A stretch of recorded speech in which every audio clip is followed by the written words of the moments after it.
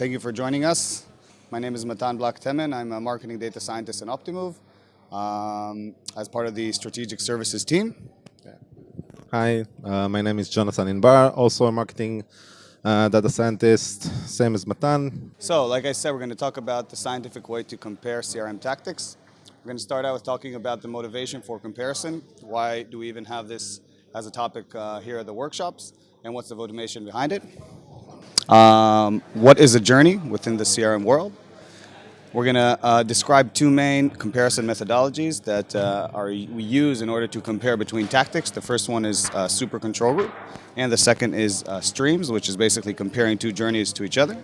And we're going to finish out with takeaways and some useful advice you can take with you afterwards with your day-to-day work. So before we start, we'll just start with defining the difference between tactic to strategy. Sometimes it could be kind of misleading. You're not sure what is what, or they can sound as the same word. But when we talk about strategy, so strategy refers to the direction towards our business goal, and tactics are the actions that are taken to support the strategy. So basically, when we're talking about tactics, we're talking about the actual campaigns, offers, communication to our clients. So what's the motivation for comparing tactics? First of all, there are many different reasons to using different tactics within our strategy. But first of all, optimizing tactics for each customer persona. We have many different clients with different behaviors, and we need to use the right tactic for the right person and right customer. Second of all, different campaigns have different objectives. Obviously, we need to use the right tactic for the right objective per campaign. If we're trying to cross customers between platforms, between desktop to mobile, for example, we'll have a different tactic from a campaign that's the purpose is to retain risk of return customers. So we need to work on what is the right tactic for the right objective. Objectives may change over time. We're all working in a dynamic environment. Could be new competitors in the market. It could be different regulations that force us to change our tactic. And it could be that we're in an online betting company, which during the off season, obviously, it's not the same as the main season, and we need to change our tactic accordingly. And last but not least, testing and validating. Us as scientists in the CRM world, in the marketing world, our main goal is to test and validate that what we're doing and what other team members are doing works and actually really is effective. And sometimes based on these tests that we do, we need to tweak and change our tactics according to the results. So what is a journey? A journey is a sequence of campaigns put together to implement a CRM tactic. So we said before that the tactic is the action. So in this case, the actions are three different campaigns, campaign A, B, and C. Each one of them has their own purpose, own goal. But when we look at them together as one, look at them together, we create a journey. Thank you, Matan, for explaining about the motivation and start talking about the journey. But we can't really start talking about what is a journey without talking about the moving parts inside of it. Okay? So I'm going to explain about a few variables that are in the campaign level, which eventually help us in building the whole journey itself. So I'll start with the content, all right? And by content, basically I'm talking about testing maybe different subject lines or different images inside the templates or even the whole template itself, right? We'll measure it probably with click rates, open rates, and so on. In terms of promotion, so we can do either an A/B test or regular test versus control campaign. And there we will measure the response rate of our customers or maybe the average KPI that we set up before. It could be number of orders, average purchase amount, and so on. Also, channel is an important variable as well because basically it gives us the option to see the effect of the same offer on our customers using different channels, right? So sending the same discount, maybe via email and SMS and push. And over there, we'll check the channel deliverability metrics if it's an email. So also clicks and opens, Facebook can be like conversions, and so on. Just before I move forward, it's also important to say that all of those variables are connected to each other, right? So different, you can send different offers with different subject lines inside the template. You can change it. You can say change the image for each template for each offer and send different offers through various channels. So everything is connected to each other. And also we have something in the journey level, right? So we talked about the campaign level. In the journey level, we can test using either a super control group or a journey versus journey method. We will talk about the two more thoroughly later in the presentation. But just a touch about the KPIs here. So here we're talking about the more high-level KPIs that we want to measure, right?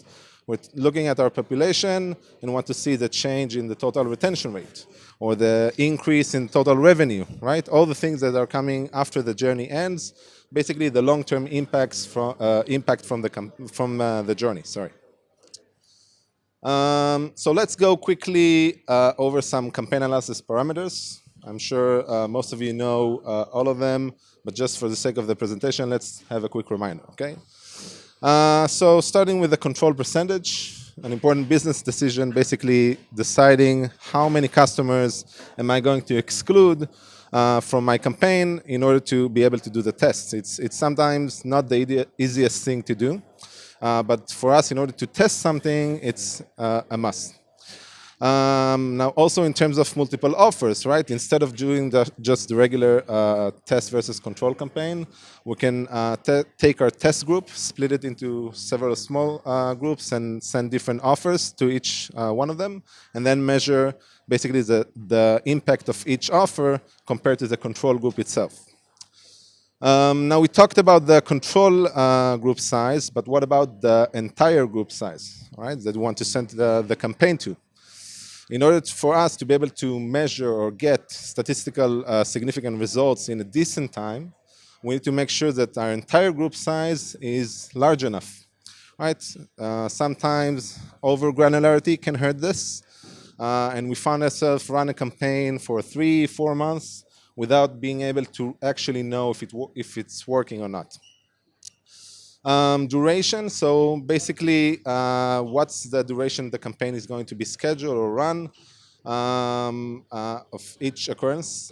Basically it can be derived from two things. First one, most simple one, for how long the offer is going to be valid, right? Am I going to give you a discount for only today, for the whole week, and so on?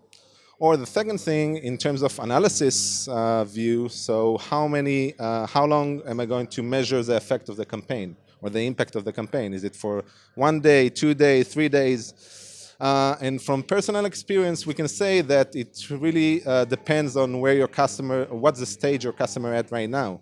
For example, if we're talking about new customers, so we usually suggest to make the duration between 2-3 days because we will probably want to target them more frequently during the week, right? So to be able to make a more cleaner test and not have like overlapping campaigns, we need to do the duration a little bit shorter. KPI, so we talked about it a little bit about, in previous slide. But basically, it's what we decide to measure the success of the campaign, right? It can be the number of orders, it can be the average order amount, it could be the number of customers that for the first time have used our mobile app, if this is the purpose of our campaign. But it's something that we need to consider and define before we schedule it. And last thing is timing. Basically, when do I want to send my campaign to my customers? So it's something that can simply be decided by doing like a time of day analysis or something like that. But based on the purpose of the campaign to decide if I want to send it to my customer during evening hours where they're at home and probably have more spare time to open emails, or during the daytime, maybe during lunchtime at work. So another important thing to consider. Now, how do we measure the campaign uplift in Optimove, right? For those who doesn't know the way that we do it, we can basically calculate the campaign uplift by taking the actual values that we get, right? So taking, like, for example, the total order that our test group and our control group generated, and subtracting the estimated organic value, meaning what would have happened if we didn't send any campaign at all to those customers, right? So we can calculate this part by taking our entire group size, multiplying it by the control response rate and the control average KPI. Thank you, Jonathan. So now that we covered the basics and remembered what are the different parameters and how we measure a single campaign, let's move forward to talking about the main purpose of this workshop, and it's basically talking about the transition from a single campaign to a full journey. Basically, how we move from looking at a single touch point to a multi-touch point within the customer's life, within the customer's journey. So as we talked about in the beginning, we're going to cover two different analysis methods that we use in order to evaluate if our tactic is working or not. The first one is a super control group, which you can see on the left side, the visualization of it. And on the right side is a streams. Basically, we compare between two different journeys, compare between A to B. So we're going to start with the super control group. So what is a super control group? Basically, it's excluding a percent of the total population from all the journey communication. So if we're looking at this example, we have 8 different campaigns throughout the journey of the customer, and we're going to exclude 5% of the population from receiving all the 8 campaigns within the journey. Now, it's important to take a representative sample of the population in order to be able to run statistical tests. Now, the 5% is only an example. It could be 2%, it could be 4%. It all depends on the size of the group, of the total group. If we're running a campaign or a journey on, for example, on the lapse cycle, on churn customers, and we have hundreds of thousands of customers, we don't necessarily need to exclude 5%, but we can only use 1 or 2. So now that we understood how it works, let's talk about the pros and cons. So the main advantage of using this method is basically that we have the ability to measure the impact of the whole journey. This is something that is most important to know if our tactic is working or not. We're able to look at the big picture and get a financial impact of the full journey. Second of all, we're able to run statistical significant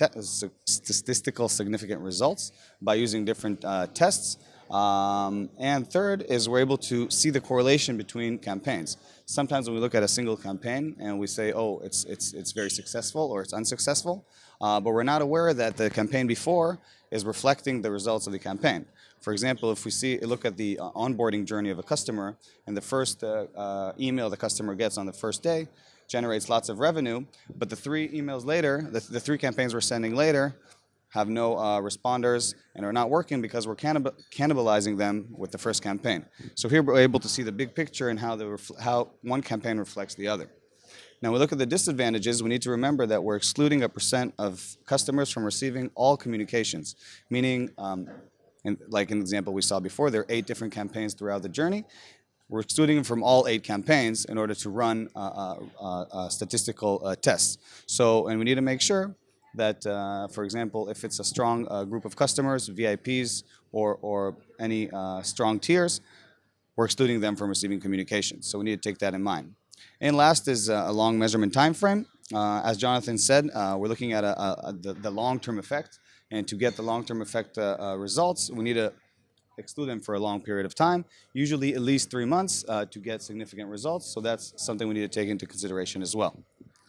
So how do we actually measure the tactic using the super control group? So what we do is look at the different time frames that we're running the test and compare the results between the test group to the super control group.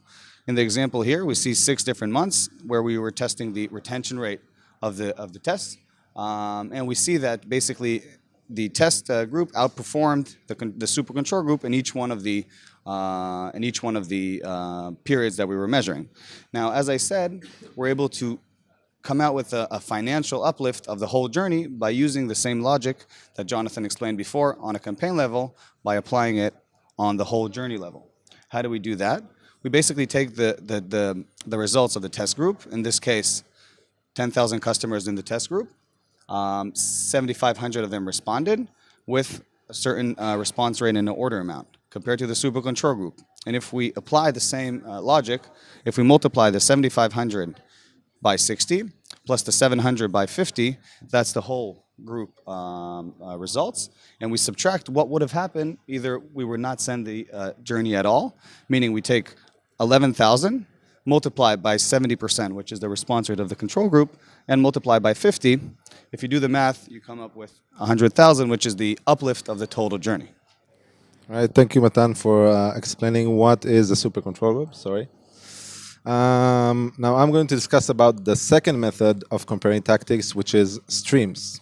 Okay, so let's start with what is it. Okay, so basically streams meaning taking our entire population that we're going to send the journey to. Let's say, for example, our new customer cycle. Okay, and we're dividing it to two different communication journeys in order to define what will be the optimal journey to send to our customers. Let's say testing two onboarding journey on the same time. Okay. So, pros and cons for this. As I said, we're testing two journeys in parallel, so it saves us a lot of time. This is something that is good for us, right? We don't need to run a journey after journey, see what are the results, fix, and then try again.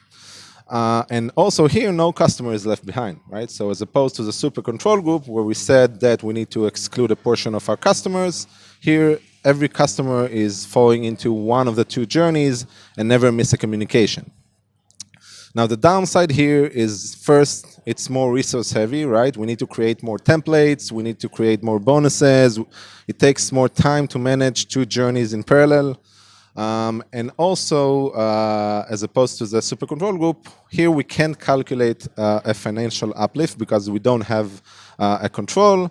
But let's go to the next slide and see what results we can get and why is it good for our business. Okay. So, starting on the left-hand side, we same chart that we saw in the super control group. We measure the monthly retention rate for the stream A and stream B. We can see that both of them start at the same point, 74%. Just for this example, we can call it like the pre-test time. And then we can see basically the progress in each month for each of the journeys. We can see that obviously stream A performed better. So we know what journey is preferred to our customers. Also on the right-hand side, we can basically calculate the total difference pre and post-test in terms of retention rate, and using our statistical tests that we discussed before, basically see if the difference is really statistically significant, which can be a really powerful insight to our business. Okay, so guys, what do I want you to take from this session? Okay, so first, focus on the macro point of view. Hey, we usually tend to focus on the single campaign and not on the entire journey, which is like focusing on the single tree, not seeing the entire forest surrounding it. Okay. Also, it's not an alternative, just rather another perspective. Okay, it's still important to analyze our single campaigns, but going on the macro level help us to understand the connection between a series of campaigns and the results of the entire series itself. Also, in terms of multi-touch, we talked about understanding the correlations between campaigns, right? So we can maybe sometimes cannibalize other campaigns using higher bonuses earlier in the journey. Okay, we won't know for sure if we won't go macro. We also care about the long-term effect here, right? We said we want to maybe measure the change in retention rate, or the increase in lifetime value of customers, or maybe change in survivability, right? So basically all the things that are coming after the journey ends and not during the journey itself. And last thing, which I think the most important here, is don't be afraid to experiment, right? You won't know for sure if you won't test it. And believe me that it will help to optimize and understand our campaigns better and get more targeted results. Right? Thank you very much.